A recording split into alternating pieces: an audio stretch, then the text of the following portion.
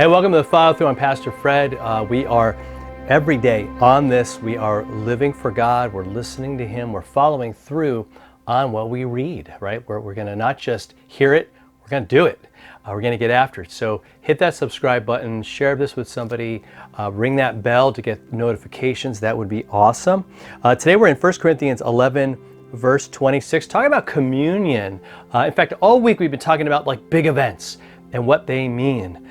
Communion is a big event. Jesus in the upper room with his disciples saying, hey, take and eat. This is my body given for you. He takes the cup, right? And he says, he gives thanks and he says, take, this is my blood shed for you for the forgiveness of your sins, right? He says these things.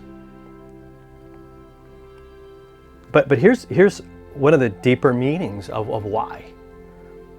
In 1 Corinthians chapter 11, verse 26, he says, for as often as you eat this bread. Like, so every time you're celebrating this, whatever you want to call it, Lord's Supper, you want to call it Holy Communion, you want to call it the Eucharist, whatever name you want to give. When you eat the bread and drink the cup, you're actually proclaiming the Lord's death until He comes.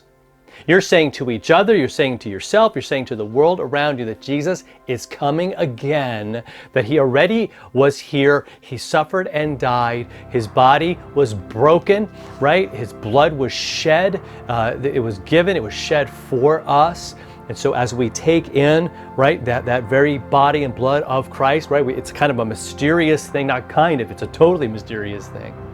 That it's really body and blood, but it's also bread and wine. I mean, how does that reconcile? And we can get into fights about all of that. What it means, when it happens, what happens. But what he's saying is, it's that proclamation.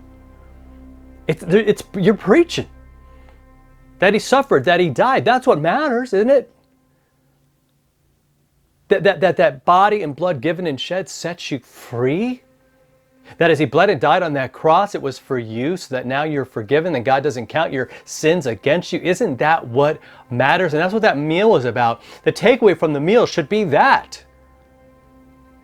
Not me trying to sort of dissect all of the different details, unless, and here's the big thing, unless I'm dissecting the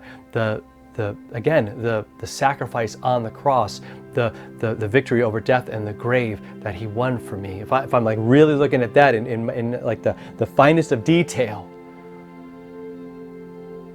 that's what He wants me to do, and to have that affect my life, to literally change everything, to know that I'm forgiven, to know that I'm free, to know that I am His child and I got a place at His table.